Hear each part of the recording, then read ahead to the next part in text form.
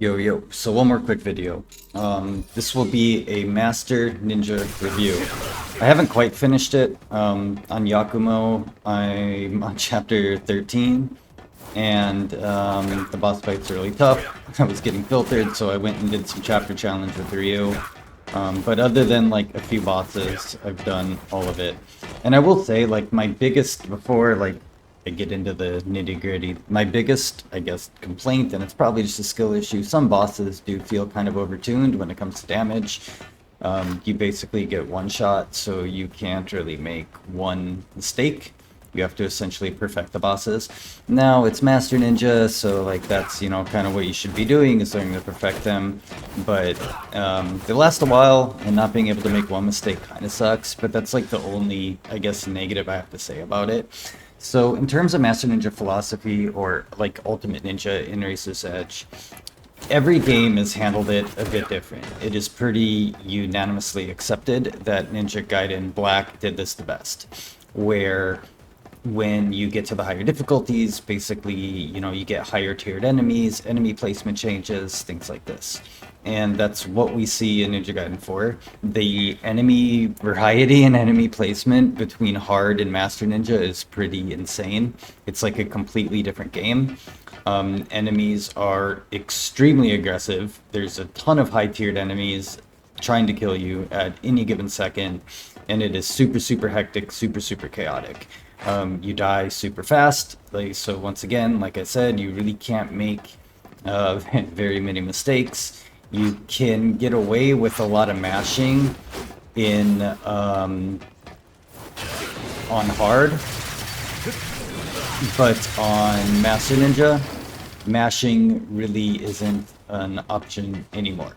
Ryu is a lot easier. His chapters, I think, are easier than a lot of Yakumo's. One thing about previous games, Master Ninja, typically the first two chapters are the hardest, and this is true for Ninja Gaiden Black, Ninja Gaiden 2, and for Razor's Edge, because you don't have anything.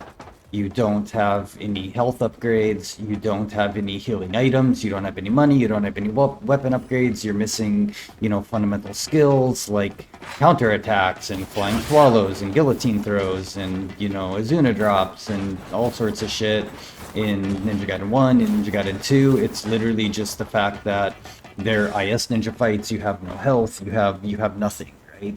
So once you get past that initial hurdle, they're not that bad. I'm not saying they're not hard, but they're not that bad. Like, the first two chapters are the hard part. If you can get through that, it's pretty much smooth sailing in both of the games, until, maybe you can argue the Marvis Gauntlet, but I think chapter 1 is harder than the Marvis Gauntlet, personally, in Ninja Gaiden 1, Sigma Order Black, and in NG2. There's a couple hard fights, like the church fight and stuff, but even like the church fight, if you compare that to fights like where you get the claws or something, or even like the IS Ninja fight in the hallway in chapter 1, it's very enclosed and you don't have a lot of room. There's IS blowing up anywhere. You have to be pretty much perfect. The harder fights later in the game, there's a lot more room, and again, you have a bigger health bar, you have max items at that point, max weapon upgrade, shit dies faster, delimbs quicker, etc, etc. However, Ninja Gaiden 4, they balance it around New Game Plus, and initially I wasn't sure how I was going to feel about that, but I like it, and here's why I like it. Because it's not just challenging for the first two chapters, it's challenging the entire fucking way. The climb up the mountain, like chapter 6, is insane. The boss, there's a secret boss where you kind of like chase this guy down 4 times throughout your first playthrough. And then once you get to New Game Plus, he gets his final location in chapter 6, and he like becomes possessed, he turns into a demon, and that fight was like the hardest boss, one of the hardest bosses in the game on Master Ninja. And the terrain is really like working against you. There's a lot of cliffs and ledges, and again, you're just getting swarmed by enemies. Their aggression is tuned up to the max. They will do things like, if you try to guillotine throw some of these enemies, they are way more likely to block your guillotine throw. And one run. I haven't really like learned the nuances of like each enemy type and how their behavior works, but it is significantly different. Enemy placement is pretty wild. You're seeing enemy like it's a different game. It's like it seems like somebody modded it. That's how ridiculous it is. When you're fighting the DDO, you're getting like those really big high tier samurai a lot of the time. And even like the fodder samurai are the high tier ones that you only see like one or two per fight, maybe in hard. Well, those are the fodder enemies now. And the elite ones, which are now the fodder, have turned into like the big fucking armored samurai that have infinite hyper armor. You can't really stagger them. It's a completely different beast. The chapters where you're running through the underworld or hell or whatever the fuck it is, you're getting, you know, in hard it's basically boring. It's just a bunch of zombies. Master Ninja, it's a bunch of zombies, but also they throw in a bunch of imp fiends. They throw in way more Van Gelfs. They throw in these. I don't know what they're called. Let's take a look. There's a bunch of the Enenra. What's it? There's a bunch of these fuckers, the Folt Ogres. A lot of these Folt Ogres and Malherks and Elikins and High Elikins and Van Gelfs and like all these like really fucking big badass fiends that aren't just like fodder that you can just UT spam. Granted, those chapters do, or combo spam, I should say. Those chapters do, I think, are slightly easier than the rest, simply because of all of the ghost fish and fodder zombies basically are essence, free essence, and you can get it really quick. So if you use like the lunar staff UTs, it's the one UT in the game that actually has kind of like an AoE to it, so you can UT chain pretty well. But after that, when you get into the DDO, like chapter 10 and 11 and 12, where you're infiltrating the DDO's headquarters. Again, it's just like super high tier samurai and shit all the time. And it's tough. It's been hard from start to finish. Bosses were significantly harder than they are on hard. And like I said, my only complaint is some of the bosses toward the end game, just they have a lot of health and they fucking one-shot you if you make one mistake. And my loadout, I was doing some ninja trials, so my loadout's a little bit differently right now. But my loadout always has this stupid fucking charm on, just to try to like the diamond ring, just to try to mitigate that in some way if I can. But either way, if you can't make a mistake, and that makes doing things that you do in hard mode, like parrying the boss. If you miss that parry, you're dead. Perfect block. If you miss it, you're dead. Some of them, like, they know when you dodge, and you can see when you dodge, there's like that little recovery before you can block.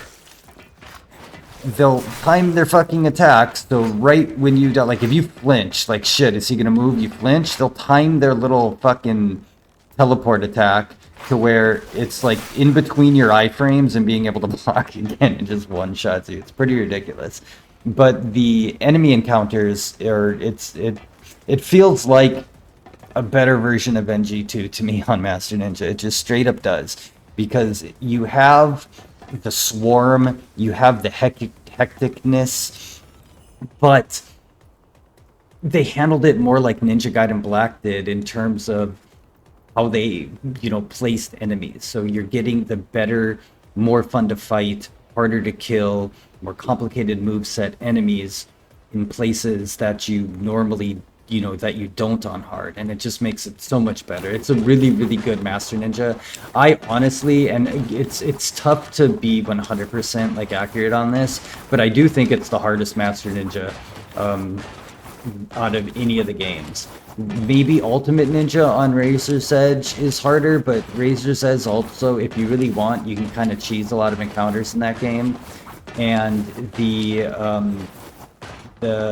checkpoint system, I think, is a little more generous in Razor's Edge compared to this. It seemed like the backtracks were a lot longer in Master Ninja, but maybe I'm just mistaken because the encounters are harder and longer, so those checkpoints seemed like they're longer, but they definitely felt that way. And like I said, it could strictly be because of the fact that they're just so much, they take so much more time to get through. But you have to strategize every encounter. I can't tell you how many encounters I would just die, and I'd have to like go into it like, okay, how the fuck am I gonna get through this? I can't just like run around like a madman doing flashy combos killing shit. I have to prioritize the proper enemies. I have to create distance. I have to keep people out of the equation, so lots of guillotine throws, lots of wind paths, lots of, you know, getting into the air or fucking off in some sort of way just to try to like get out of the way, which is it adds a like a whole new dynamic. And I can't imagine what the fresh save, or even worse, what the Death Wish runs are going to be like. It will be a very good accomplishment to get a Death Wish or even a fresh save Master Ninja run complete, because it's impossible to get all the health upgrades on one playthrough, unless if you do, I don't know how this works. So like there's health upgrades and shit that are New Game Plus exclusive. I don't know if you do a fresh save, but like your save file has those unlocked to where you could get them all in one, but I really doubt it. So it's most likely impossible to get all your health upgrades. It's impossible to get some of the best accessories, at least not until end game. So that fresh save is going to, it's not going to get much easier once you get toward the end, because this game is challenging on New Game Plus from beginning to finish. So if you were worried, that was like, you know, my biggest concern was how was Master Ninja going to be handled, because that's what makes or breaks a game. Ultimate Ninja didn't do it great. NG2 didn't do it great. Ninja Gaiden Black did do it great. And I think Ninja Gaiden 4 probably has the best Master Ninja, bar a couple like ridiculous things like I said, boss damage. But at the end of the day, that's just a skill issue. And, you know, if you want to run Master Ninja, learn to beat the bosses without getting hit, I guess, you know, which it is what it is. A lot of people aren't going to like that, I feel like. But like I said, maybe I just suck and it's all on me. I was missing one health upgrade. I really doubt that one health, I just went and got it. I really doubt that one health upgrade would make much of a difference unless they somehow have like defense modifiers tied to your health upgrades. But I really don't think the game works that way, but you know, who fucking knows. But yeah, every chapter was done well. Every chapter was challenging. There are some really cool boss changes, like the Neo chick boss from, let's see if I can get her name. The boss that is the chick, I don't think you can spawn bosses in here. That's like the chapter 3 boss, whatever her name is, the Neo waifu. She gets like, I don't know if she actually gets new mechanics or not, but there were a lot of attacks that I never saw before, which was really cool. Her initial version, where she kind of like fucks off and you have to chase her around, has those like ghost lantern things, which again just like added a cool little dynamic to it. Boss AI is definitely different because you do see a lot of attacks that you normally don't see in a hard playthrough. So it's tough to tell if some of them actually get new attacks, or if they just altered the AI in such a way to where the boss's attacks get, you know, they do certain attacks more frequently, or maybe it's because the fight lasts so much longer. It's tough to tell, but either way, you see more shit and it's a lot more engaging. But all the other bosses were really fine until you get to chapter 13, in my opinion. None of them were like too ridiculous or hard. That once you hit chapter 13 and then getting to Ryu and trying to fight the Dark Dragon's clone form, they're pretty tough fights. But again, that's just me. Maybe other people don't see it that way. Obviously with Ryu, like, you're just a stronger person, so when you're backtracking through all the like Yakumo's bosses, if you can beat them with Yakumo, you can beat them with Ryu. They're just easier because Ryu is just fucking cracked and busted and stronger in this game. But yeah, it's well done. It's probably, you know, it's tough to tell, but there's recency bias involved. But right now, like, this might be my favorite Master Ninja. I think it is extremely well done. It is extremely challenging. So like Ninja Gaiden vets that were on the fence on how it was going to be handled, like, I can't imagine you would be upset with it. unless you just bitch about a skill issue, because I know that's a thing people do. They die a lot and then they think that it's not fair because it's not the game they like, but the game that they like that was hard is good difficulty, and then this other game is bad difficulty. So try not to have that attitude if that's how you are, because it's hard. Enemy variety is great, enemy density is great, enemy aggression is great, the types of enemies you're fighting is great. There's very few like bad enemy types in this game, and even when those are in the fights, they're throwing in fun enemy types to kind of like counterbalance it, except for the fucking lanterns. Those guys can fuck off, but you know, it is what it is. So yeah, I'm super happy with it. I do, you know, hope I can get better at the game and not have to, like, there were times where I would be near like a fucking like a rail or a place you can glide or surf, where I would just be like, I'm good on this encounter, I'm peacing out. So I do want to get to the point where I can do the Master Ninja run smoothly. Also, obviously, want to get to the point where a fresh save is possible and Death Wish is possible. That's going to take a lot of practice, though, because it is, you know, just very, very difficult.